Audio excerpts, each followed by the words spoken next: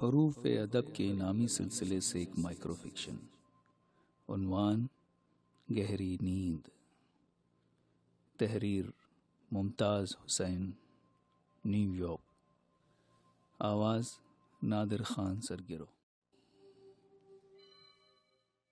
سیٹھ صاحب نے مخملی بستر پر 35ویں کروٹ بدلی۔ آج بھی نیند نہیں آ رہی تھی۔ بستر سے اٹھ کے اپنی خوابگاہ کی کھڑکی سے باہر جھانکا۔ سڑک سنسان تھی، جیسے سو رہی ہو۔ کبھی کبھار اکا دکا مزدور رات کی شفٹ ختم کر کے گھر لوٹ رہے تھے، جیسے وہ سڑک کی نیند میں خلل ڈال رہے ہیں۔ سیٹھ صاحب سڑک پر آ گئے، یہ دیکھنے کے لیے کہ سڑک گہری نیند کب سوئے گی۔ سڑک کے پار فٹ پاتھ پر ایک مزدور اخبار بچھا کر اس پر لیٹ گیا۔ دیکھتے ہی دیکھتے وہ گہری نیند سو گیا تھا۔ سیٹھ صاحب واپس اپنی خوابگاہ میں آ گئے۔ بتی نہیں جلانا چاہ رہے تھے۔ روشنی آنکھوں میں چبھے گی اور نیند بالکل اڑ جائے گی۔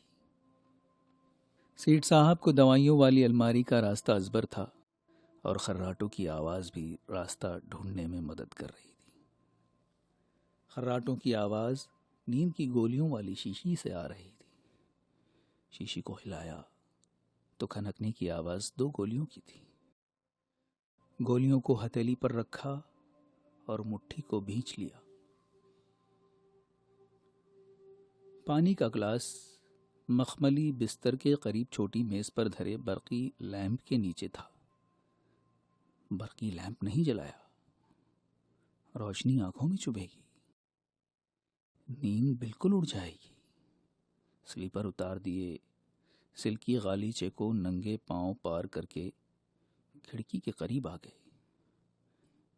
چاند کی میٹھی ٹھنڈی روشنی کھڑکی سے اندر آ رہی تھی۔